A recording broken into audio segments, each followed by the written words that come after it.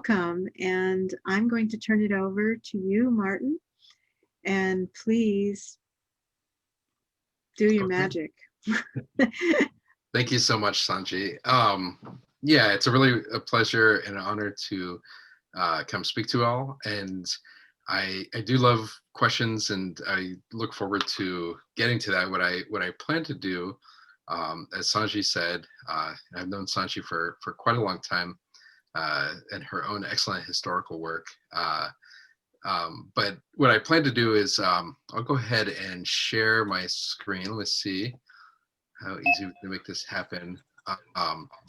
And I prepared a little PowerPoint here for the presentation, but my plan is to give an overview of local Indigenous Santa Cruz history. This is all from my own research through the years. So I'll give kind of an overview. I'll focus in on some very interesting stories that took place at the mission. I do want to warn people that some of this history is, of course, not the rosiest or the most uplifting. There's some tough things that happen. So I do want to kind of give that sense, but it's history, and it is what happened here, and heretofore it's been glossed over. So. Just to put that out there, and I hope that we have plenty of time to answer any and all questions that you do have. Okay, so let's see how this works. So I'm going to talk a little bit about Native history. These are some, just wanted to show some images that were actually made about the time. Unfortunately, of course, at the time of the missions and the time of Spanish colonization, we didn't have photographs, so we don't have a lot of photography of the time. But fortunately, there were some paintings that were done and drawings by people traveling through the area. So I just want to kind of give you a little bit of sense of that visually as we start looking at things here. And let's see, this is a map that I made in collaboration with the Amamutsin tribal historian, where it's to some extent a little bit of approximations, but a little bit gives you a sense of the indigenous geography of the area. And what people today refer to as the Ohlone is kind of a contemporary term relatively. It's in the last 40, 50 years we've been using the term Ohlone. But back in the, say, 1700s and well before, there were independent groups and tribes that lived what we call Ohlone today in the Bay Area. It was actually about 50 different independent tribes. And they were all connected through very complicated social networks, through economic ties and trade relations, through spiritual ties and practices that often crossed boundaries there, through intermarriages, and through different political alliances. There's probably about 8 different languages that were spoken amongst the 50 different tribes here. And what a lot of people don't realize is that California has, if you go beyond the Bay Area and the Ohlone, California indigenous history is actually one of the most diverse and different tribes speaking different languages, going back as far as history goes. So it's kind of an interesting thing. We live in California these days that also has a lot of diversity, and it's interesting to know that it's always been that way. Maybe looked a little differently, but it's always had quite a bit of diversity there. We may come back to this map later. As you can see, Santa Cruz is right here. We are on what was the homelands of the Huipi tribe. And then just south of here was the Aptos tribe, which still today, many people know the township of Aptos. That was named after the tribe there. And you might also recognize some of these other names. Zayanta was one. By the 1840s, it started becoming known as Zayanti, but it's also named for the tribe there. So it's interesting how some of these names do retain and still appear. And I'll talk about another one in a second here.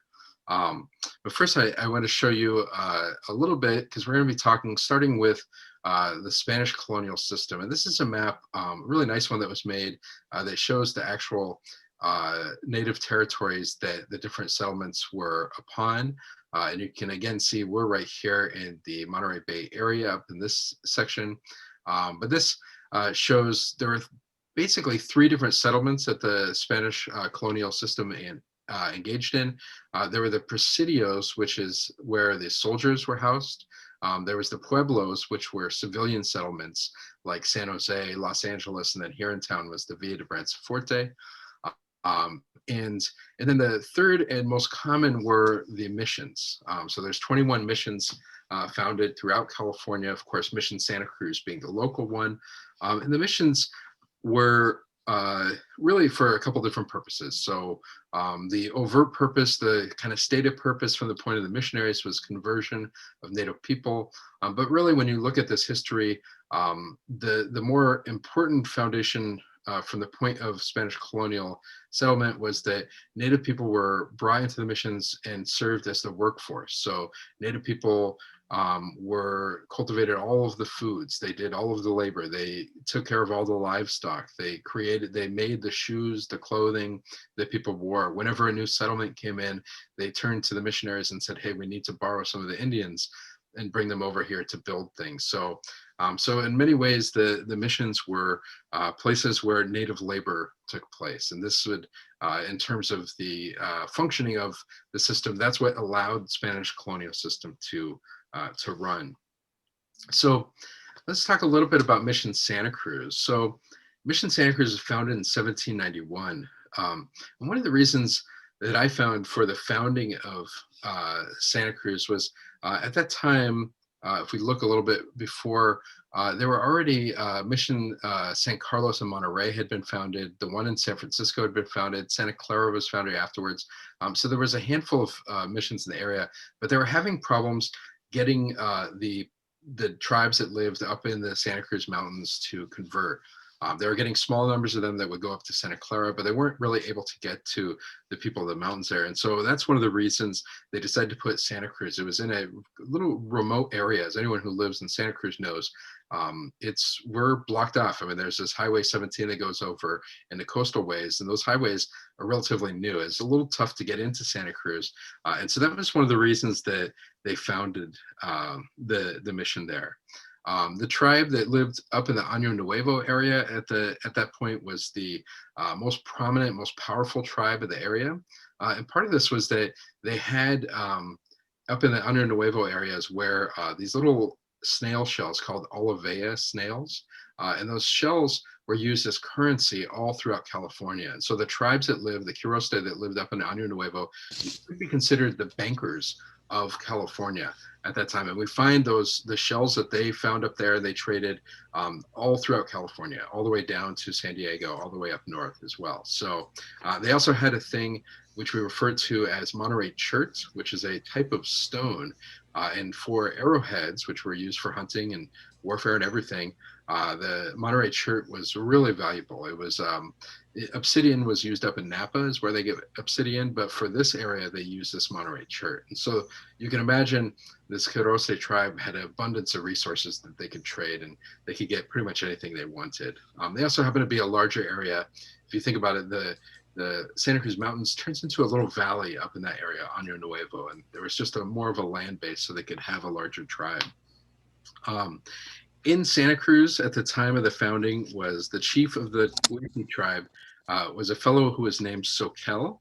And so a lot of people don't realize that, but that is this name Soquel that you see, the big boulevard that runs throughout town, the township itself, was all named after this guy. He was the chief at the time. When they settled Santa Cruz, Mission Santa Cruz, they actually gifted Soquel, and his wife was a woman named Roswem. And they gave them some cows and some probably chickens, they didn't describe what it was, as a gift for the founding of it. And then Soquel ended up passing away a couple years later, about 5 years after the founding of the mission. And then shortly after that, they started referring to his people as the Zoquel people. And so that's where the name started getting used and eventually would get put onto the rancho, which would become the town of Soquel. So one of the things to point out is that, what happened at Mission Santa Cruz is people often think, why do people go into the missions? And I'll talk a little bit about the demographics and how difficult life was within the missions. And so this is a really common question, is why would people go in there? And the answer is a complicated one. Part of this has to do with environmental changes. As the Spanish would bring up cattle and livestock and horses.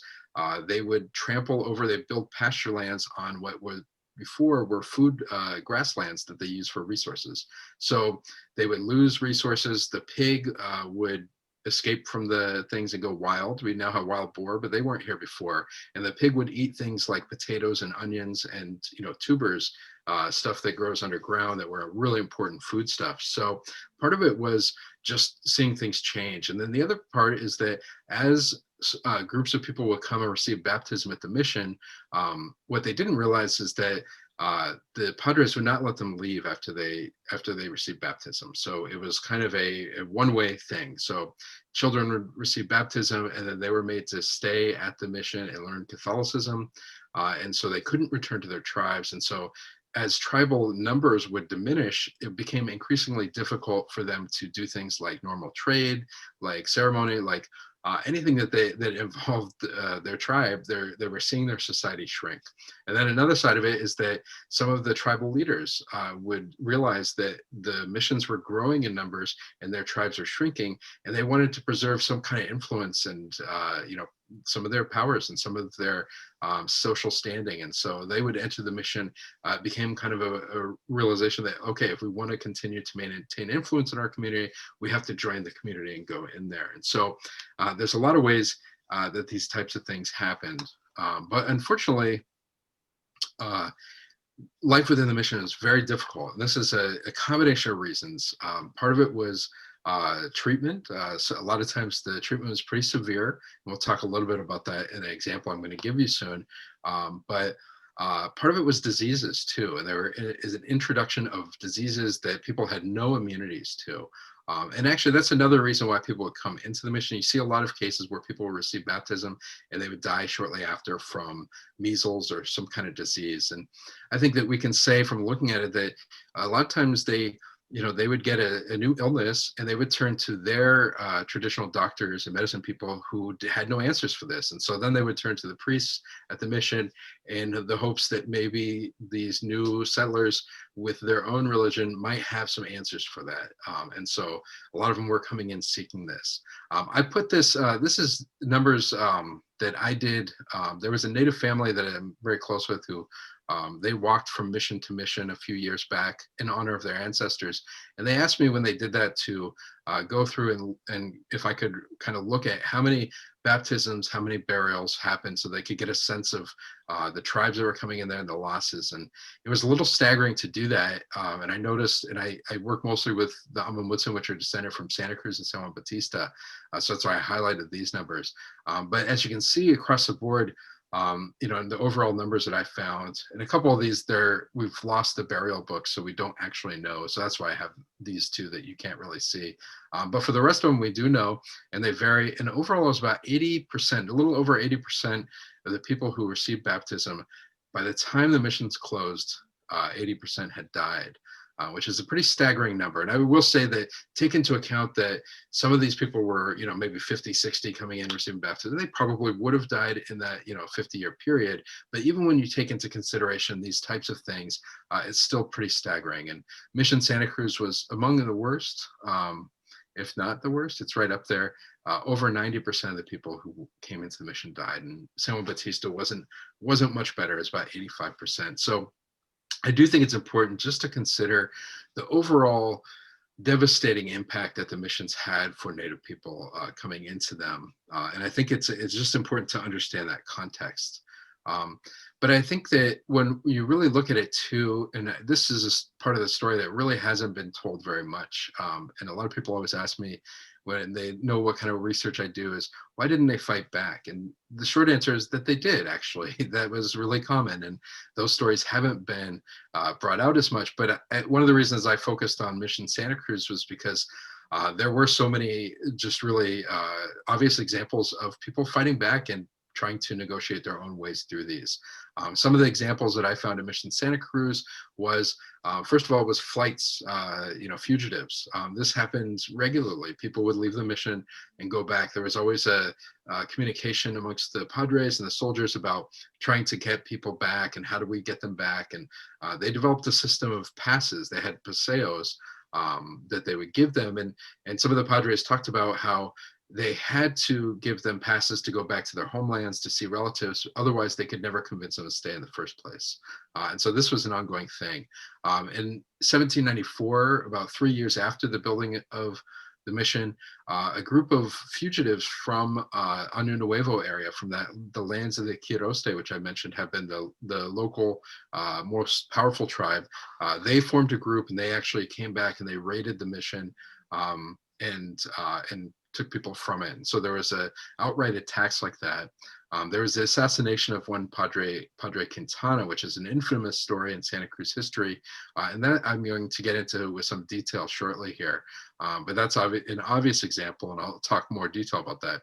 But there's other stories that come out of this too. And so it's a rather interesting, complicated, and fascinating history. But I think the point I want to say is that even survival itself, when you have a situation where 90% of the people are dying, when complete communities are dying around people, just surviving is a revolutionary act in itself. And I think that's a really important aspect of it. When we look at communities today of Native people who went through the missions, I think that that's one thing that they all have in common, right? Is that their parents were able to, or their ancestors were able to go through tremendous changes, and and we're able to fight for survival in a very difficult time of great loss.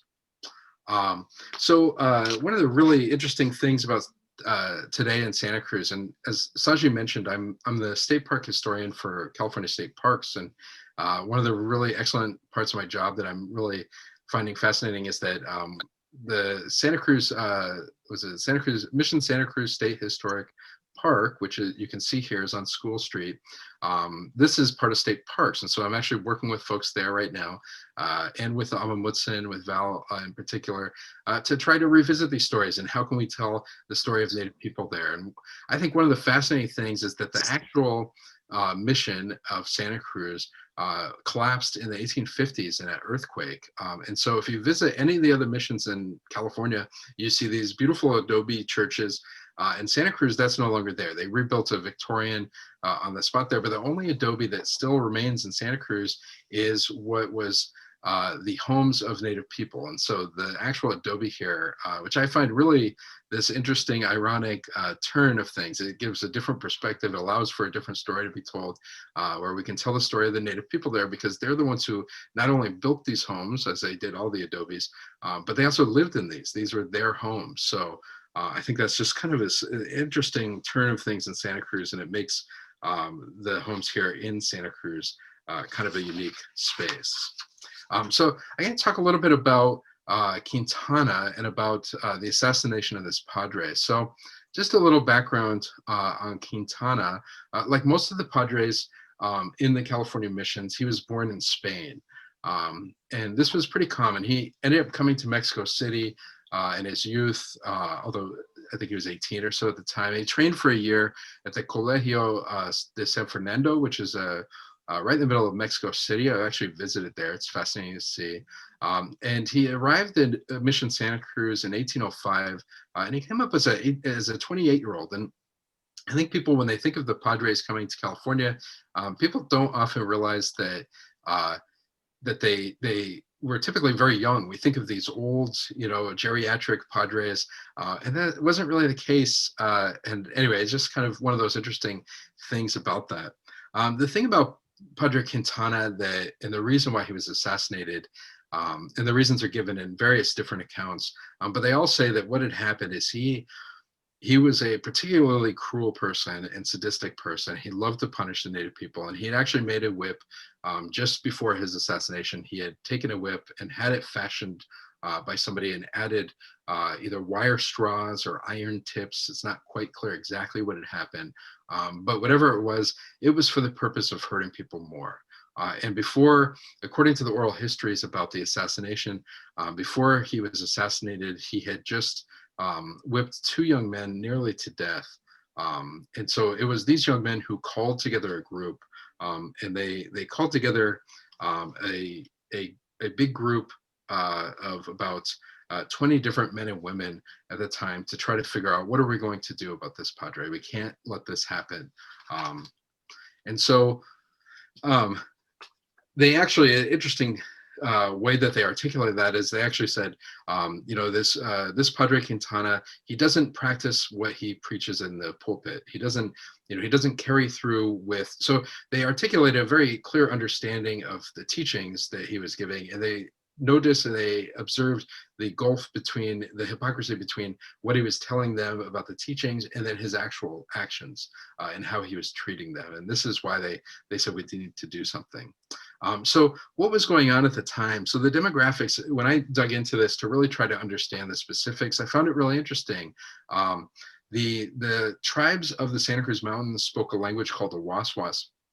The tribes coming over from this area spoke a language called Mutsun, which is where the Ama Mutsun name comes from. And so there, if we break it down demographically, the local Santa Cruz Mountain people consisted, this is at the time by the assassination, of less than 20% of the population there. A third group was these folks called the Yokuts, who were coming from over the San Joaquin Valley area, who were a very distinct tribe culturally, linguistically than any of the Ohlone people. And so at that point, at the time of the assassination, this small group was just, the original people there from that area represented a very small percentage of it. And yet when I looked at the people who were involved in the assassination, it was exclusively people from this Awaswas group. It was only the people from the local tribes who were there. In fact, the people who were there were bound together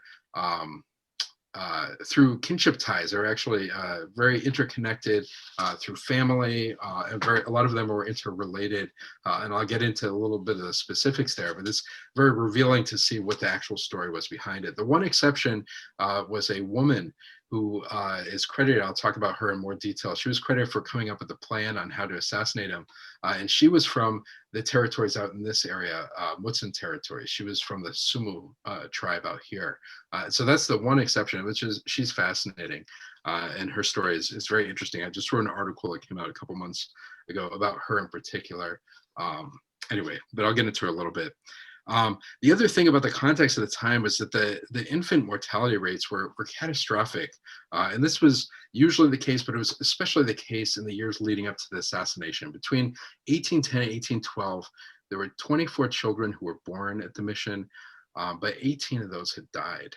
So 18 of 24 had not survived past infancy. And for the people involved, the people who were arrested for the assassination had served as godparents during this time period. So the loss of the children would have been extremely near and dear to their awareness and to their lives, because they were intimately involved with the families where that happened. So to give a little bit of details about this, the way that we know about the assassination is through the accounts of a fellow named Lorenzo Asisara. And he fortunately gave these interviews in the 1870s when he was much older. He was born in 1820, so he's born a little after the assassination happened, 8 years later. But his father had been one of the people involved in this, so he knew the story well. And he gives these interviews in the 1870s where he gives all these details about who was involved, what had happened, everything. And he tells that it was a group of about 15 men and women who gathered around to plan.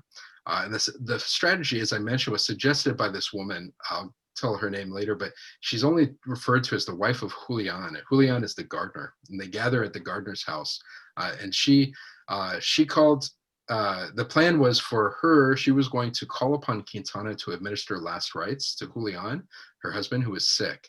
And so what happened was the group, she did this, she calls on them, and then the plan was for the young men to basically surround the padre and to kill him when he comes to administer last rites. What actually happened was that she did it, she called it, according to the oral history, she called him to administer last rites. He did administer last rites, and they chickened out, and he went back to his room. And then Yakenensat's her name, Fausta, the wife, she goes and she gets him again, and they again chicken out a second time. And so then she confronted the young man and she said, if you don't do it this time, I'm going to tell him what's going on, and then you're all going to get in trouble. So this woman is very interesting, how she really plays a central role in this. And that third time they actually do. And so they confront and kill him. It's October 12th, 1812. And so the lead page, who I'll talk about more, and he's the oldest of the children born at the mission at the time, and he's the personal page of Quintana himself. And so he plays a central role in this, and he puts the body back into bed. They conceal the assassination. They actually unlock the young men and women from the dormitories. They're locked in at nights at the mission, and they celebrate for a night. So the whole community knows about this, and yet they maintain the secret. They maintained a secret that he had been assassinated for about a year, until the word gets out, and then these men are arrested. So it's a really fascinating story, quite wild. To give a little sense of the people who are arrested, there's 9 men who are arrested. And I kind of list out here their native names and then their baptismal names. They are given Spanish names. Like I said, Lino was the young man at the center of this. He's at the time of the assassination, he's the oldest child that was born at the mission. So he's kind of this, proverbial child, is really looked upon as a leader amongst the children at the mission. He's 18 at the time. He's the personal page there. And then the accounts of the assassination say that he was subjected to particularly harsh punishments by the padre himself. And his father is amongst the people who are also arrested for the conspiratory. He was involved with the assassination. He's mentioned. His uncle is also mentioned. And then here's Julian is the gardener there. They're all from the same tribe, these guys. And then the other ones are born. I kind of put some of their connections here, but you can see when I started looking at their lives and who they were godparents of and how they were interconnected through kinship, you realize that they're all very well connected. Their wives or husbands were, godparents of the others. And so it's an extended kinship network that's here, including 2 young men who were involved with this, who actually were baptized at Mission Santa Clara. And so they're from similar tribes of the mountains here, and that they were over here. So you kind of get a sense from this too, that people are moving back and forth between the mission communities, which is interesting. These ones that I put in the highlight here are the ones who served as godparents for children who passed away during that time, just to kind of connect to that from above. Okay, so I just want to give you a sense of the people arrested for this. And how they're connected. A little bit more about Lino. So his father, who was also arrested, was he was the chief of the tribe, the Chilactaca, which is up in the Santa Cruz Mountains. And there's letters complaining about his father resisting the Padres going back to when Lino was a little child. So Lino was the 4th child born at the mission. And yet by the time of 1812, he's the oldest of those who is still alive, right? The 3 older children passed away before. Like I said, he's the personal page to Quintana. And the account by Asasada is really interesting. He talks a lot about Lino, even though he would have never actually met him. He says he describes him as being with more skill and life than the others. So there's this level you get where within the community, they remember Lino in this very honorific way, where they kind of celebrate him in his life, even though many of them may not have known him at all. Okay. I want to be wary of time too. I could get lost in this forever. There's so many details, but I think one of the really interesting things about the assassination that I want to talk about, I've given you kind of the overview, but one of the things that I found when I really dug into the story, because I wanted to understand what was going. And I want to take you back a couple of years, because to understand the story, if we go back a couple of years to 1805, what we find is a really interesting way that Native people are communicating and developing these ideas and communicating them across the Bay Area. So there's another padre named Pedro de la Cueva, and he was stationed up at Mission San Jose a little bit earlier. So again, the assassination of Quintana takes place in 1812. But I'm going back now to 1803. 1803, he arrives. He's known for having a reputation for heavy drinking and for also being very violent, not only towards Native people, but even amongst his other missionaries. They talk about him threatening people with knives. All sorts of stories come out of this. And so in 1805, and this is what really drew me to the story, was I was learning about this and saw that in 1805, so 7 years before the assassination of Quintana, this guy here, De La Cueva, is summoned to this village, the Assassination village, which is on this map out here, right? And he's summoned there to give last rites. So this might sound a little familiar, right? So that he's asked to come give last rites to a native villager who's been baptized. And so He gets lost in the fog, and he's being brought out there by native guides. And he ends up actually being led to a different place. He gets led up to this village up in Loecha, instead of the Asarin. And so, and people talk about it later, and they say, well, maybe he was led there on purpose. It might have been an ambush. He's ambushed by the villagers there. He's actually shot in the eye. He's not killed, but he's attacked. The mayor domo who's there is killed. It's actually the first Spanish soldier who's killed by native people in the whole Bay Area. And then De La Cueva is returned to Mexico City by 1806, shortly afterwards. And even the stories of him, once he gets back down to Mexico City, he continues to scare the other Padres, and he has all these terrible stories about him. So what I found was interesting is the tie between the summoning for last rites, right? And then when I thought about it, and I thought about this woman who had come up with the strategy, I realized that her home village is out in this area here, the Sumos, and this would have happened probably about 50 miles north of where she was. She arrives at Mission Santa Cruz in 1807, so about 2 years after the attack on De La Cueva. So I realized that there's no way she wouldn't have heard about the attack that had happened up here if she's living 50 miles to the south. And she's a fascinating woman. She's a spiritual leader within her community. What I found when I started really looking at her life, I realized that there's all these really incredible things about her. She marries this fellow Julian, who is a leader within the tribe by the time she gets there. She's a leader for the tribe she's coming in. It cements these kinship ties. Her marriage to him is a political one in some ways, maybe more, who knows, but at least it connects her people to the tribes that are in there. She shows up as a fugitive a couple times in different lists in 1809. She shows up, and this is a really interesting thing, in the baptisms, she's a madrina, like a godmother, in one baptism. And in that baptism, it notes her as being a monja, which translates to mean nun. And in all the records I find, there's only 2 women who are native women who are listed as being monjas. And it's her and this one other woman. That's the article I wrote, was about these 2 women. So I was trying to understand, what did it mean for them to be nuns in this sense? Because they weren't traditional nuns. They had children. They didn't, they weren't kind of the way we traditionally think of nuns. What would that mean? And I think in the case of this woman, Yakenensat was her name. She's baptized as Fausta. I think that it shows that she has spiritual standing within her community. They recognize, the Spanish even recognize that she's holding a special standing there. And so in this example about her, I think what's really fascinating is that she comes into this mission. She comes up with a strategy, and basically she says,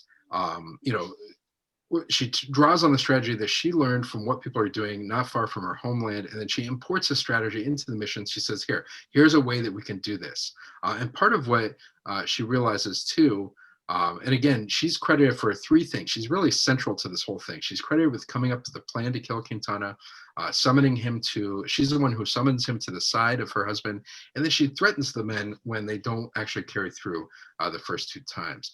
So she's really in the middle of this. And so I'll come back to that quote in a second.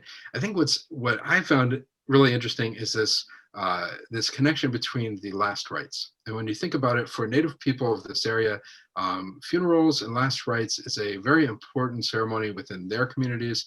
And what it does for them within Native Ohlone people, different families did funeral services for other families. So it was a ritual of social cohesion, where they would bind themselves together. When somebody passed in one family, the other family would then take care of all the funeral rites and all of these things around them. So it's a very important way that it bound families together, that it gave them interconnectivity, right? It brought the communities together through these rituals. And so when the Catholics came, they insisted that they use only Catholic rituals. And so Native people would have realized this. And it's possible it worked in a couple ways, right? It's possible that they exploited this insistence on Catholic ritual, and they said, okay, well, if we tell them, hey, somebody died, they're going to insist that they come and do their rites on it. That's a way to get them, exposed, take advantage of them. But I think it could also be that they were challenging that, right? That very the important dynamic, right? This is something that they're struggling with. They have their own ways of doing things that are very important, and now they're being told they have to do it in a different way. So anyway, I think it works in multiple ways there. And I'll say this too. So this is the actual Spanish. For those who do read Spanish, I include both. And then I've translated it here too. But this is what Lino actually says according to Asisada in the oral histories. And so he says the first thing that we need to do is to keep Father from fulfilling his desires to punish people in this way, for we are not animals. He says in his sermons that God does not command this type of punishment in his examples and doctrine. You tell me now, what do we do with this Father? We cannot run him off nor accuse him before the judge, since we do not know who commands him to do what he does for us. Right. So it's this very interesting way that they're articulating that. And what I read into that is that they very much understand the Catholic teachings, and the killing of this padre isn't necessarily a rejection of Catholicism, as some might read it, but it's a rejection of his hypocrisy and the way this particular padre is. And one thing that I find interesting is in the ethnographic notes that are made in the 1930s, many years later, they note that for the Ohlone people, spiritual leaders who fail to carry through with what they promise could be punished by death, right? So I find this, the way that they treat Quintana is actually a very indigenous way of dealing with hypocritical leaders, right? Leaders who do not actually carry through with what they're claiming. So another reason on this that is involved with this and that I found, and this is from a oral history that was recorded in the 1840s by a Canadian traveler who comes through the area. And he's telling stories. So this is 30 years later. And this is what this guy, Sir George Simpson, wrote. And he says, he's just reporting the stories that he's overheard. And he says, Quintana, who was then a priest of Santa Cruz, forgot one of his vows in the society of a certain squaw who, through penitence or indignation or vanity or some other motive, led her husband into the secret of her conquest. After watching the opportunity, the men at length succeeded in mutilating the lover in the most brutal manner. So what he's attributing, the rumors that are floating around are saying that basically Quintana had sex or had sexually abused a young woman there. Now, Lino was married at the time to a woman, Humiliana, who shortly after had a daughter by Lino after Lino's arrested and everything. So it's possible that this abuse was there. Nonetheless, the stories all say that, it is a little graphic, but when Quintana was killed, all of the reports say that basically he was either castrated or something along those lines, which is very unusual. It is not something that happens. And so I talked to Val Lopez from Allen Woodson about this. He was asking me recently, we were having a conversation, and he said that his family's always thought that that was because he was sexually abusing people. And I said, I agree. I think that that's what all of these records seem to indicate. So, so there's multiple levels of abuse that are going on here. As well. It's interesting the types of things that float around in these oral histories. So a brief note to kind of wrap up that story, and I'll talk a little bit more about other things beyond this one particular one, but there's so much that happens with this, is what happened with the convicted people. And so here again is that list of people. And most of them, only 2 of them actually survived their sentences. They were pretty much all given somewhere between 6 and 10 years. And they're given sentences that include 200 lashings, which are very deep cutting lashings, as you know. And they were sentenced to the presidios, which is where they put people in prison. And almost all of them. Lino dies in 1870 at Santa Barbara. This is San Francisco, Santa Barbara. That's where most of them die. And only 2 survive. This guy, Crisio, and this other guy, Antonio Alberto. And I find them, one of them went back to Mission Santa Cruz, and he lives there until 1838. And he eventually dies of smallpox. And the other guy, Antonio, he actually, it's interesting, he only shows up in 2 records. I had a really hard time finding where he went, but I found in a couple records. He marries a woman, then they have a daughter.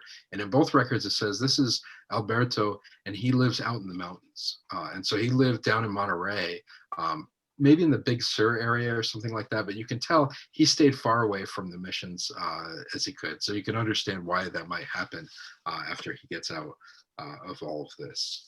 Okay, so let's see what happens after. I'll give a quick overview of what happens after, because I think there's some interesting things that happen later. Well, Mission Santa Cruz becomes known infamously. I find in the records they refer to it as the Mission of Friar Killers. So it gets this infamous reputation, which I think people in Santa Cruz, of course, love. because Santa Cruz is that way. But this other note refers to him as, they refer to Santa Cruz as the mission of patricides. Right, father killers too, right? So it's very interesting ways. In this particular note, what I found, the letter is very interesting. This guy Tapis, who becomes the head of the missionaries at one point, but he's there. He's investigating accused poisons, right? And they arrested a couple of people for apparently trying to poison the other missionaries. This is 6 years after there, and he writes in this thing. He says, "Oh, I'm here at the mission of Padre killers," and he says, all of the bad people have been arrested. They're all gone. Everything's great. Everything's wonderful. And then at the end, he says, I hope you don't mind if you send me somewhere else. I'm ready to leave. So you kind of get this sense that that the way that people are fighting back and challenging things kind of gains a reputation for in Santa Cruz. Very interesting. So after the assassination, what happens in Mission Santa Cruz is it's more and more of the Yokuts people coming in from San Joaquin Valley. In fact, they become by far the most dominant group in the tribe. And let's see, I want to be wary of time, so I'm going to be quick on this, but there's a vacuum of leadership that happens there, and it's really interesting. One of the chiefs comes in, and this is kind of a map that I've put together as best we can to understand where the villages are. But the tribes that come over this way are in areas basically around Merced, Madera, Firebaugh, kind of in this little area right here, straight out from Santa Cruz, right? So all the tribes that end up in Mission Santa Cruz come all the way this way in the area. But what's particularly interesting is this one chief is a fellow named Coletto, and he ends up becoming a leader there. In fact, when there's fears of boats coming by to attack Santa Cruz, there's a letter saying, "Hey, we're going to give Captain Coletto and a bunch of his men some weapons." There are adobes that were built for him and his people. And then one of the really interesting things, when I shared my research with the Amamutsan tribal historian, he pointed out that the name of this chief, Malamin, is his native name that's listed there. And these records are kept by Mutsun record keepers at that point, translators. And the word Malamin corresponds to the Mutsun word for coyote. It's the same word. And so he suggests to me, which I think he's right, is that this guy Coletto, because his sons and he become the overseers. They get put in these positions of power where they have power over the local Ohlone people. And so his name corresponds to coyote, which of course is the trickster in their culture. And so suggestion is that he's kind of remembered by the Mutsun as, okay, this is a tricky guy. He's a little bit of a trickster, a power broker. His son is a fellow named Agustin Mocto, and he becomes kind of the guy that they turn to track down fugitives. And over he appears in the record. So it's a very interesting history. I point this out because it's a complicated history. People found different ways to get by, different ways to do things. And I do want to say again that when the situation is as dire as it is and survival is as difficult as it is, it's really hard for us to judge people all these years later on what they did to survive. But it does give you a sense that there's very different ways that people navigated these things. So the missions start closing by 1820s onward. Mission Santa Cruz, actually most of the missions don't. What they're supposed to do in the Mexican era is they're supposed to give over the lands to the native people that are there. That's the official law that's handed down. And of course, the gulf between what actually happens on the ground and what the laws are is always huge. And that didn't really happen. And finally, the missions closed by 1839. So it takes a while, about 18 years before they do. And this is after Hartnell comes through and visits all the missions and says, hey, people are complaining, saying, hey, we need to get out of here. We want our lands back. But there is a brief period in the Mexican period where native people are given a little bit of land. And I'll show you, this is a map that I made of Santa Cruz. This is overlaid over a contemporary map. So you can see, like, here's the Circle Gardens on the west side. Here's where Mission Santa Cruz is here.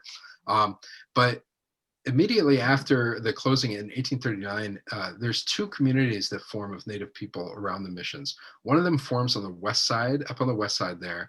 And when I looked at who the people were there, and these are some of the names that appear there, they were all from the local tribes. They're Ohlone people pretty much exclusively up here. And it's the Yokuts who end up down in the Potrero area.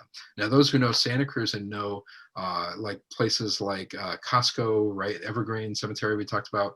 And Potrero is the name of that street there, right? Well, the Potrero is an old reference from the mission days, but that's what they called this area. It's the Potrero de la Huerta, which is the orchards.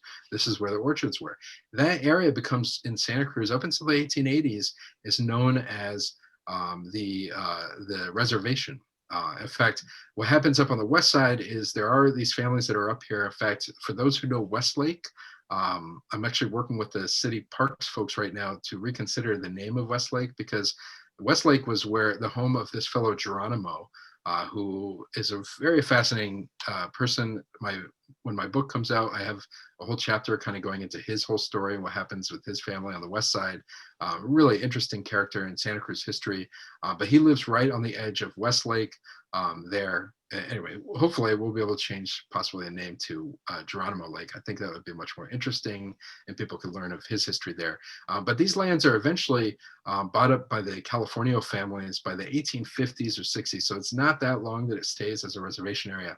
And then those who are still around end up moving down into this Potrero area, which does very much remain as the native community, like I said, up until the 1880s. And there's some stories around that as well. Okay, so that's what happens after that. In the American years, things change drastically. And for those who might be familiar, the policies in the early American years, starting in 1850, become a policy of genocide where Native people are hunted down. There's scalp bounties. This is an article I found, a little note from a Santa Cruz Sentinel when I was searching through, and you can see here it references. This is a little note saying that they're no longer going to be reimbursing scalp bounties.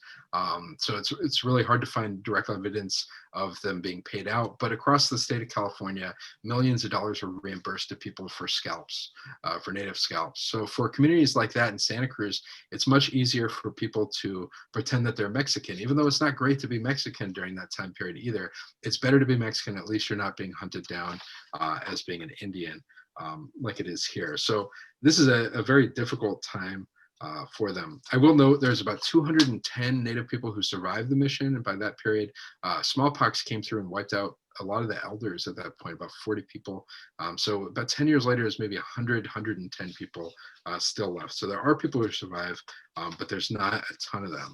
And let's see, I'm going to see if I can tell this one last story relatively quickly, but it's a really interesting one. I'm giving you a very quick overview of a lot of history, but there's so many fascinating stories here.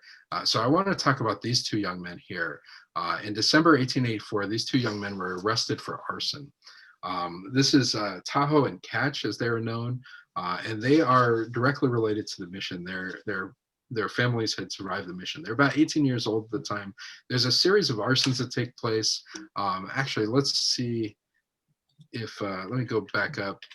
The arsons, when I tried to look at where these homes are burned, there are some of them back in the Potrero area and some of them are in front area, kind of downtown-ish area. So the places that are burned, and nobody was actually killed in these arsons, there's a series of burnings that happened over a 1.5 year period.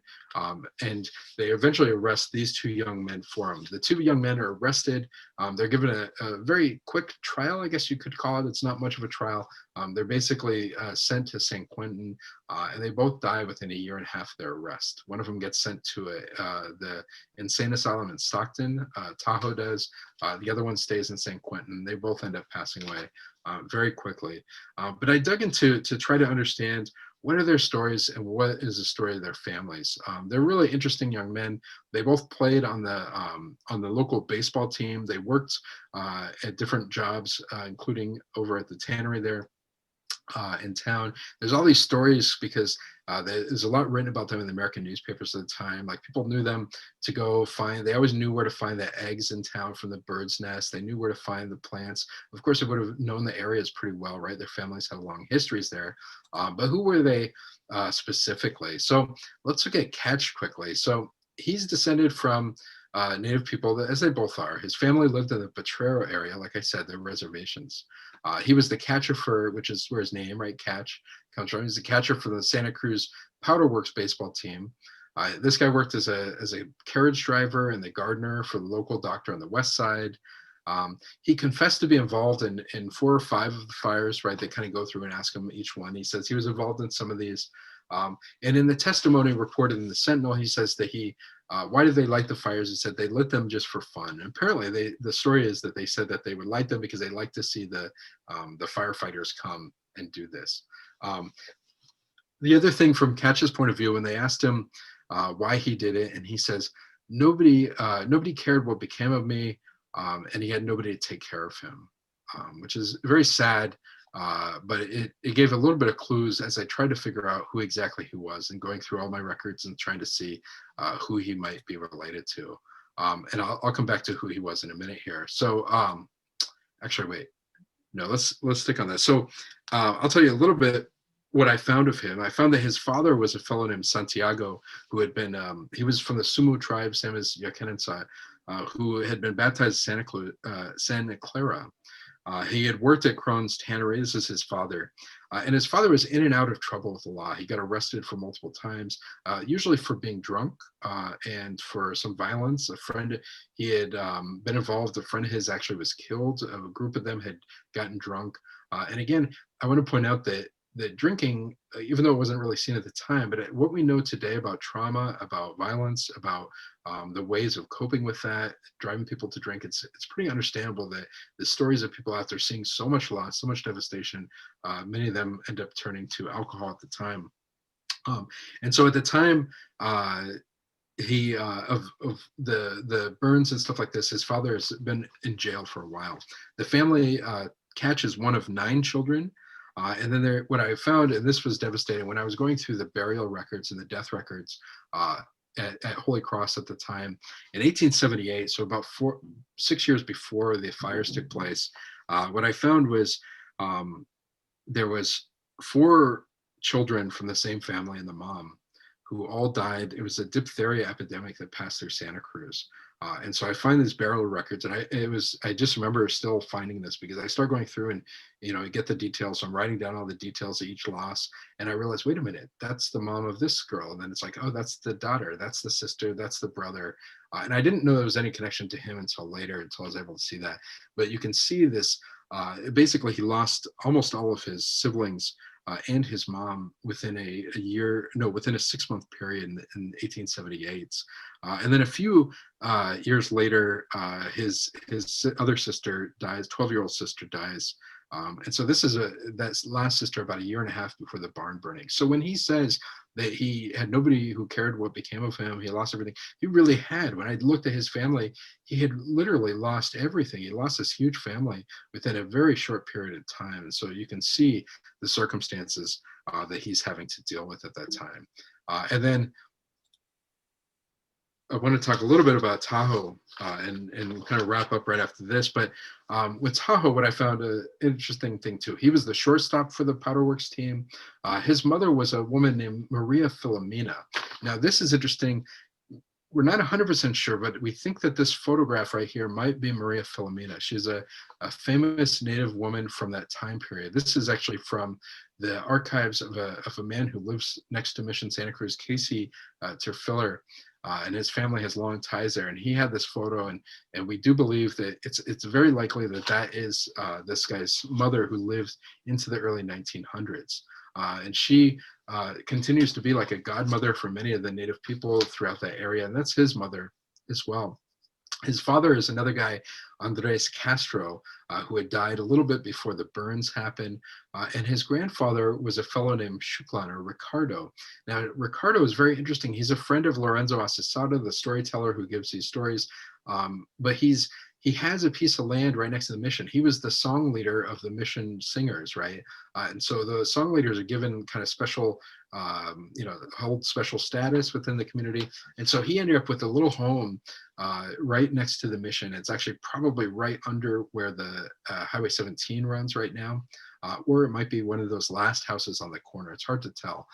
But his grandfather in 1866 is the last Native person who actually owns a home in Santa Cruz, 1866. And there's a case that the records are down at the Museum of Art and History, but there's a case where basically a retired judge in the area, Henry Rice, sued Ricardo for the property, and Ricardo defends it and is actually able to keep the property. But then within 2 months later, he ends up selling the property to this same retired judge right afterwards. So it's not quite sure. I mean, I kind of wonder what kind of pressure was he dealing with?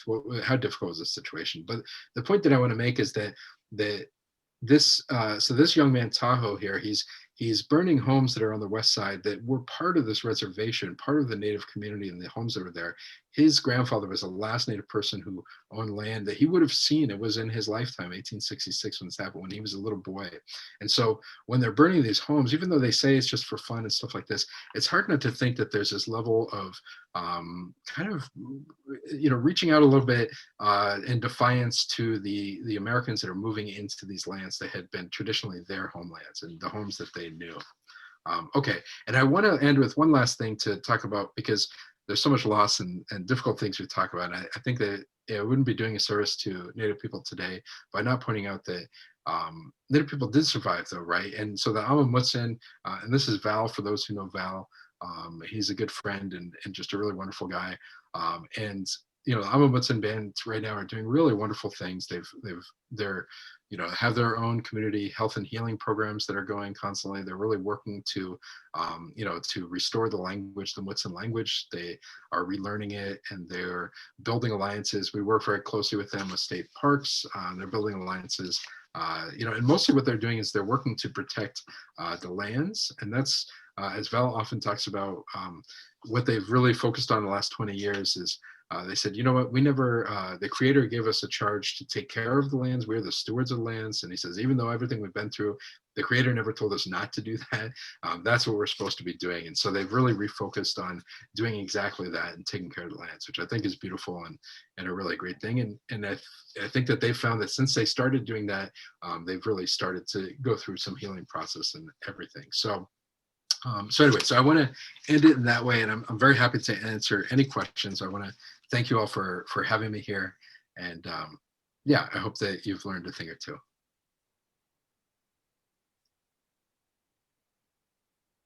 Thank you, Martin. There's so much history, and it's really hard to see, to put it all together in context in an hour.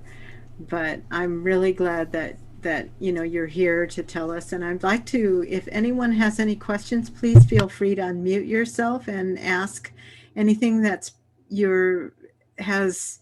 is pressing and that you'd like to know, because Martin is a fountain, as you've seen, of information about what's happened.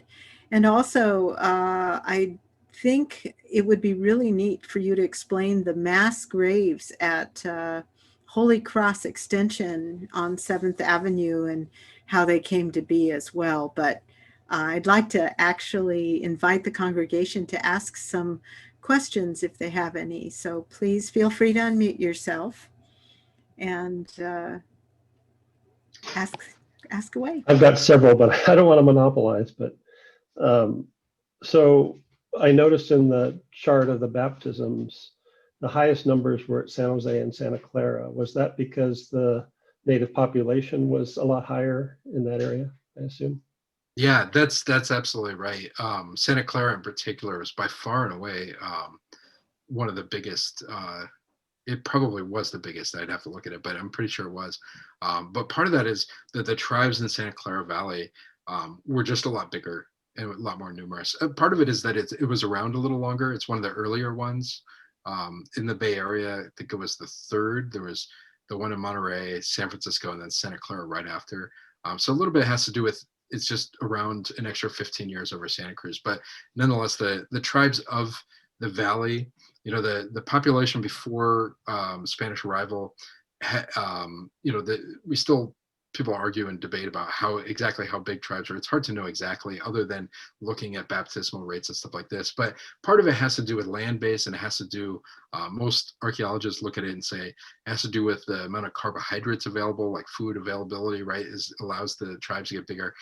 And the ones in Santa Clara Valley were particularly resource rich. So they were quite a bit bigger than the Santa Cruz Mountain tribes, which had less kind of available resources they were still decent size, but they were maybe the tribes of Santa Cruz Mountains tended to be about 100 people per tribe, maybe a little more, 120 or something like that. Santa Clara Valley, some of these tribes are like 1,500 people with multiple village sites and everything. So yeah, that's exactly why.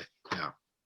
And I'll just one more, and we can come back to me if there are other questions. But so this assassination of the Padre, if they mutilated him through castration, wouldn't that be obvious that something strange happened? And how would this assassination be kept secret for a year? Yeah, no, that's a great question, and it's something I still am trying to understand. There's a lot of layers to this. I mean, so it gets a little more complicated because one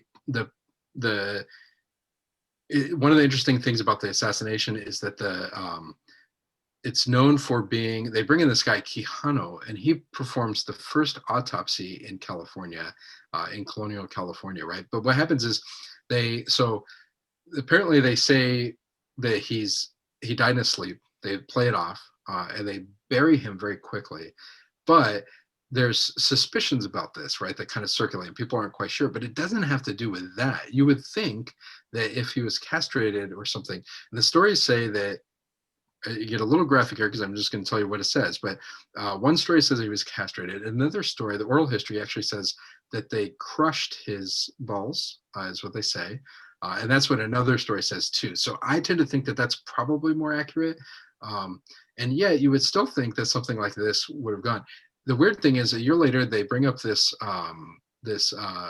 doctor to performs an autopsy. They dig him up a year after he's been buried. But the weirdest part is that the autopsy that Quijano says that he died of natural causes.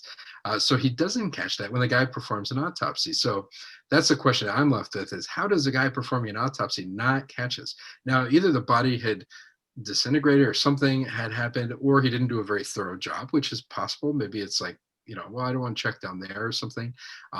Or there's another possibility, which I think exists, which is that the story of him being, these things happening to him, all exist in these oral histories, right, from Native people and from others. But I wonder, is there a chance that that actually didn't happen at all, but that it's remembered that way because of how they think of him, right? Because they wanted to, but they didn't do it. I mean, that's entirely possible too, right? So I do wonder if maybe that's not the case, that they remember it this way because of the way he abused them, and there was a desire to do these things, but they actually didn't do it. But it is a great question that really nobody's answered, is if that really did happen to him, how did they not catch that? How did they not see that something had happened? So yeah, you picked up on that. I didn't try to go into all that detail, but it's an unanswered question about the whole situation. Thank you. Sure. Do you want me to answer, Sanjay? I could answer your question about the graves. So I think that is it. Unless other people. Yeah, go I ahead. had a question. Actually, is it possible that in the oral history, Quintana may have crushed the testicles of other young men, and that was part of the oral history that was painful, and they kind of had a hope of vengeance in that way? I mean, it seems to me that what we're seeing here is a gathering of Native peoples to do the bidding at the missions, to build, to enslave them. And was that really the case? I mean, did they gather, or did the tribes migrate to the mission, or did they actually round them up and bring them in to build the missions? Is there documentation for that? That's another great question. So in the early years, there's a really excellent book by Randy Milliken, who passed away a couple of years ago, but I had the good fortune to meet him. Really wonderful person and scholar. And he wrote a book a while ago called about the Bay Area Native people, Native history. It's called The Time of Little Choice. And the argument that he makes in that book, the book came out in 98 maybe, so 20 years, something years ago. And the argument that he makes is that is I think a great argument, which is, and he's looking at the early years up until about 1800, 1810 or so. And he says that why do people, he's tackling this question, why do people go into the missions if they were so devastating?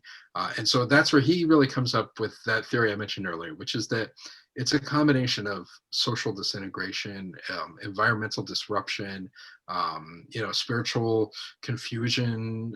Their traditional medicines aren't working. So it's all these different factors. And I do think that that really is the case in the early years. Spanish settlers did not have the military might to enforce it on people, and they knew that. And you see this time and time again. There's a padre who ends up in Santa Cruz, who is first in Santa Clara, that I write about. So Fernandez, and he gets in trouble at the mission San Jose, and he goes and he's going around and he's beating people too, right? It sounds like all the Padres are doing that. They're not all, but there are a handful of these guys, right, who are like this.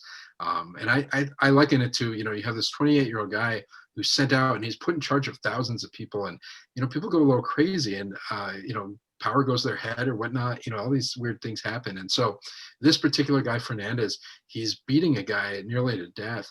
And we know this from a letter from a soldier, Soto, right? Soto's another, Gervasio Soto, ends up in Santa Cruz. But he writes this letter and he's complaining about this padre. And he's like, look, he's like, this guy beat this guy. He threatened to burn down their village. And he said, then the next day they all show up in war paint and they've got like bows out. And so the soldier's like, we can't do this. They're going to kill us. Like, we don't have any kind of, we can't fight these guys. Like, there's thousands of them, right? He's like, we got 20 soldiers here. Like, he complains about this padre. And so what do they do with this padre? They send him to Santa Cruz. And I think that Santa Cruz becomes a place where they send people because it's smaller. They figure he can do less damage. Santa Clara is right in the middle of all these huge villages. I think that they're worried what he can do there. This Fernandez does the same thing down at Wattsville. He goes down to Pajaro and starts threatening villages, doing the same thing. So, I mean, he's another guy problem guy, and they send him away, luckily back to Mexico shortly after. But anyway, in this early years, the soldiers can't do it. It's a little bit more of this. They're inviting people in. They want them to learn this thing. But what I argue, and Milliken doesn't get into this, his book goes up to 1810. But what I find is that afterwards, by the time they're getting people from the San Joaquin Valley, the Yokuts tribes, it does change. It becomes more of a military expedition. And I see letters where they're describing it. There's two sources that show this. On the Spanish side of things, they don't say that, hey, we're going to clear these villages. And yet it does show up. There's one letter where the Padres delighted. He says, all these fugitives have been gone. He says, my soldiers just showed up, and Coletto, the native guy, was actually key in bringing back this thing. And he says, we cleared out the whole village. We took the blind, we took the injured, the old, and he's taking these fugitives. So he's taking all these people who didn't want to be there, who've run away. And he says, we basically left the village empty in this. So there's these situations where you see soldiers going out and bringing back people. The oral histories, Val talks about how his family, the Yokut side of his family, talk about how they would capture the women and children and bind them by their thumbs and march them back. And so the men would come too, because the women and children are going. Now, I've heard historians kind of debate that and say, well, we don't have evidence of that. But when I went through the oral histories, I went through the interviews with the Amamutsan elder that were made in the 1930s, and she has all these stories that corroborate that tell of the same, very similar thing with the Yokut. So I do think that the evidence is there. I think it even shows up in some of the memoirs of Spanish soldiers and their kids who talk about these massacres and things like that, that they didn't want to talk about, but that have haunted them and things. So I do think it changes. I think in the early years, it is more of convincing people to come, and it's more back and forth. In the later years, by 1810s, 20s, 30s, it becomes more of a military thing. And this is also the years where you have people like Estanislao, the Yoscolo, who are these native leaders who are leading these rebellions against the missions. This is where Vallejo becomes famous, because he's the one who's able to stop Estanislao, who's a mission Indian who runs away, and he gets thousands of former mission Indians to fight against Mission San Jose. And so anyway, by the 1830s, it's more of a warfare. It's more of a violent back and forth between Indians and Spanish. Yeah, so it changes over time, but it definitely was different. The story that you asked about the mass grave, and so that I mentioned how Mission Santa Cruz fell in an earthquake in 1850s. In 1870s, they wanted to rebuild over where the mission was and build the church, and they built that Victorian that still stands in Santa Cruz. So that was, I want to say 1870s, maybe I'm wrong, maybe it's 1880s, it's right around there. When they did that, the cemetery for the mission was basically in the area that's now the parking lot. And so what they did was they loaded up bodies from the cemetery there, and they put them into wheelbarrows, and they brought them across town to off of Soquel, which is the Holy Cross cemetery over there.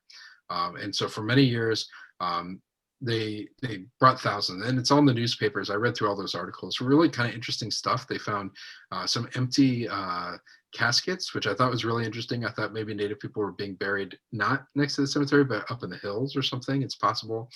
They found in some of those, they report in the newspapers at the time that they found like shells and ornaments, which I thought was really interesting too, that they were doing these burials in Catholic and Native traditions, right? They were burying them with their, certain items, which is common practice.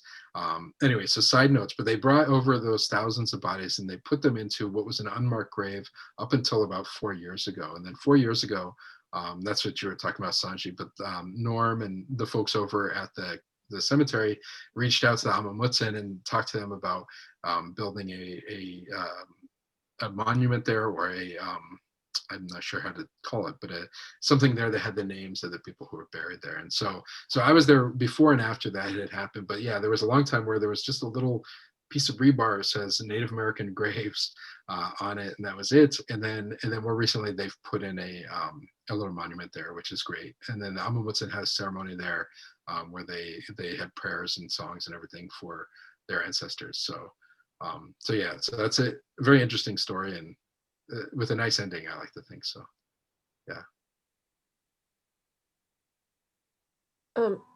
I'd be interested in some of the, like you referred to the, like some of the rituals and other things that have endured, but I'm just wondering more about them. Like, have you, what have you witnessed? What have you learned? What have you know about some of these rituals and these traditions that have carried on? Just curious. Sure. Yeah, that's a good question. I've learned little, just a little bit. And the stuff I've learned is a mix of things. I mean, I've learned some from, Native communities today. I will say though that sadly, unfortunately, a lot has been lost, right? As one could imagine, with the local Waswas speakers, the last Waswas speaker died in like 1916 or something. And so, there really isn't much of that language left. And so obviously a lot of the stories and rituals and songs and stuff have been lost for them. Fortunately for the Mutsin and the Amamutsin, they recorded a lot more. And so they do have some things, but even with all the things that they do have, and, I'll tell you a really interesting thing that I hear is that because there's so much intertribal connections, right? Tribal members go from one area to another and communicate across this. I hear stories pretty regularly of, say people coming down from like Chico area, and I forget the tribe exactly, but they come down and they say, say the Amamutsin people say, hey, we have a song of yours, like we were asked to hold this song for you by somebody who would come up there, right, and said, hey, this is my people's song, and they would give them back this song. And I hear that across California, here and again on certain rituals or songs. I think it's a beautiful thing, and really it's pretty amazing, right, that there's this sense that these songs have a life of their own, and that somebody can keep the song for them and return it to them and give them back this. And anyway, I think that's pretty incredible. So I do hear that, but a lot of the things I've learned come from a mix of things. I mean, from either Native people that I know, contemporary things, or some of the anthropological stuff or studies or archaeological things. I mean, I work with a lot of archaeologists who really find out some really incredible things just through the research and the stories that come up. So I would say, and I just, in my research, I've spent a lot of time reading other people's reports and reading the types of things and the analysis that go on. So I learned little bits and pieces, but I would say I don't know a whole lot compared to a lot of people. So I'm not really qualified to speak on too much of that. I just learn little things. Certainly the ritual thing, a handful of people have written about, the funeral ceremonies and how important those are. And it makes sense, right? I mean, that's an important ceremony for everyone. I will say, so my book is coming out next year.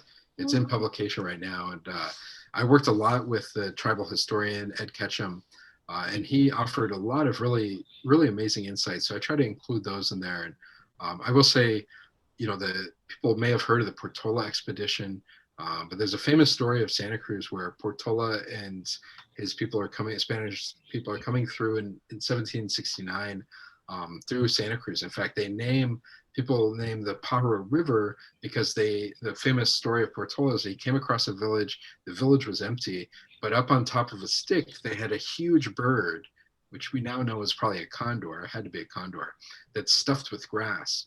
And so they name it Pajaro, which means bird, right? And so that's why the Pajaro Valley is called Pajaro, is because the Spanish came through. Now, when I wrote about that story just a little bit, just on the Spanish perception of it, and when I shared it with the Amamutsan tribal historian, he pointed out to me and his theory, and he said, look, he said that time that happened corresponds to what would have been the Condor ceremony.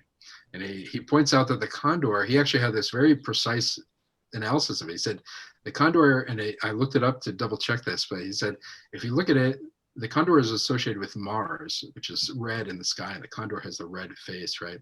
And he said that at that same period that happened, Mars was conjunct the sun, right? So it would have been hidden behind the sun. And he said that's when the condor ceremony happens.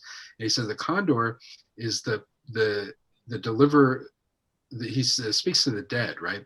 And so he said that would have been, it was in the fall. He says, so during the Condor ceremony would have been when they all left the village site to go do the Condor ceremony down in Moss Landing, which is where Portola said he ran into the people on the way down, the same people from that village. And so Ed's theory was that they were doing the Condor ceremony. Condor is a speaker to the dead. And so they were delivering the messages to their deceased, which happens at the ocean, right? Because in their practices, the ocean is the gate to the afterlife, right? And so anyway, so things like that I think are really incredible. And of course, the deeper point of all that, when I started thinking about this story, is that, well, the Spanish come through and they think, oh, they ran from this, they were afraid of us, right? Because the Spanish are seeing everything as they're the center of the world, and that Native people are only reacting to them. And Ed says, no, I don't think that's what's happening. I think it had nothing to do with the Spanish. It had everything to do with their own ceremonies and their own practices and what they were looking at. And I think that makes a lot more sense. I think when we look at it that way. So I try to, whenever possible, I try to include stuff like that, because I think that's really, really interesting and gives us a little bit more insight into how do Native people see the world and how do they experience these things, which I think is way more interesting than the way we have been looking at it. So Martin, yes, how did you get interested in this history, and how long have you been studying it? Yeah, thank you. That's a good question. Let's see. My interest in this goes way back. My grandfather is from New Mexico. I grew up in Gallup, New Mexico, and so I grew up listening to my dad and my uncles tell me their stories of our family history. And our family history goes back to a couple hundred years, at least in New Mexico, to early Spanish colonial settlements in Santa Fe. And I learned when I was about 7 years old. In fact, my name Martin, my dad's last name is Martinez. So my name was given to me from my dad because of our last name, in honor of that, even though we had changed to Rizzo at that point. But so I grew up learning these stories. And then when I was about 7 years old, I was traveling with my dad to visit our uncle in Arizona. And we were at a little, he always liked to go to historical places, which is where I got my interest in history. But we stopped at a place that had some kind of ruins, native ruins. And we were looking at this picture, and my dad pointed out to me and my brother and sister and said, hey, who does that look like? And we're looking at this picture of this Apache man, and it looked just like my grandpa. And so we were like, wait a minute, how is grandpa on this poster? And that's my dad kind of told us, well, we're from New Mexico and we're mostly Spanish, but we have native blood too. And, your grandpa is very native. And so as a little kid, I learned that my grandpa was part native. And so when I would learn about Native American stuff, I would think, oh, like grandpa, and so, and I love my grandpa. He's a very sweet guy, a wonderful man. And so he passed away many years ago now, but, so I grew up thinking about that and just aware of that history. So I was always intrigued by by history, by colonial history, by Spanish colonial history, by Native history. Those things were always intriguing to me. So when I moved to Santa Cruz, 20 years ago, I wanted to learn more about what happened to Native people here, and there really wasn't much there. So I thought, well, I'm going to start digging around. And I worked with one last note on it. I worked with a wonderful mentor, dear teacher of mine at Cabrillo College, Stan Rushworth, and he's a really dear friend. And he's Cherokee, and he's teaches Native Lit. And so he encouraged me when I first moved to Santa Cruz. I met him right after moving here, and 20 something years ago, and he 22 years ago, and he always encouraged me, hey, well, you should look and find out. And so I did. Yeah. So that's pretty much where it came from. Yeah. Well, we enjoyed it, and we'll be watching for your book. Well, thank you so much. I appreciate that. Yeah. History is great. It's very And Martin, you said you published an article on Fausta. I did. Yeah, I had an article come out. I can share you a PDF of it. It came out a couple months ago. Can you hear me? Yes. Did you want to put the link in the chat, and then do you have the link? Yeah, I might email it to you because I'm not sure that okay. I have it right available. But I can get it to you. Oh, that would be great. And it's that article is looking at Native women at the mission, and these two women in particular. Yeah, and then the book is going to be called "We Are Not Animals," which, if you remember, is that line from what Lena was. Yeah. And so, anyway, but it travels all through all of the chat, all the things I just covered, and a lot more. So, yeah, and it should be in print next fall. So, fall 2021, it will be in print. That's amazing. Yeah. Congratulations. Thank you. Thank you. We have time for one more question, and then we'll have to say goodbye to our wonderful guest. Edie? So I just want to say, is there any other resources you'd highly recommend? Like there's the Ohlone Way, I know, but any other books or any other resources you'd recommend? Yeah, and are you looking for local history or kind of more general Native history, or there's quite a few I can recommend. I think more Native history, but Native history, I think. Okay. Yeah, I can let me put together a list I can send you, Sanji, and off the top of my head, I mean, the one I mentioned is A Time of Little Choice is a fantastic book. Right. There's one by a mentor of mine. It's a really good book called Saints and Citizens. Saints. There is a book written by a woman, Esalen woman, from the tribes in Monterey, called Bad Indians by Deborah Miranda. And that's a really good, it's like a memoir. It's like a family history memoir book. And that's really excellent. Yeah, and there's probably some others too that I can think of, but I can add a couple onto a list that I can send Sanji too, and she can share it with you all. Great, thank you. Thanks so much. Sure. Any other questions? That was a quick one. Any other last questions? Yeah, Martin, when is your book coming out? It will be out next fall, so fall 2021. Yeah. Okay, I'll be looking for it. Well, thank you. I appreciate that, Bill. Well, I know that everyone here, and myself included, are deeply grateful for all the information that you've shared.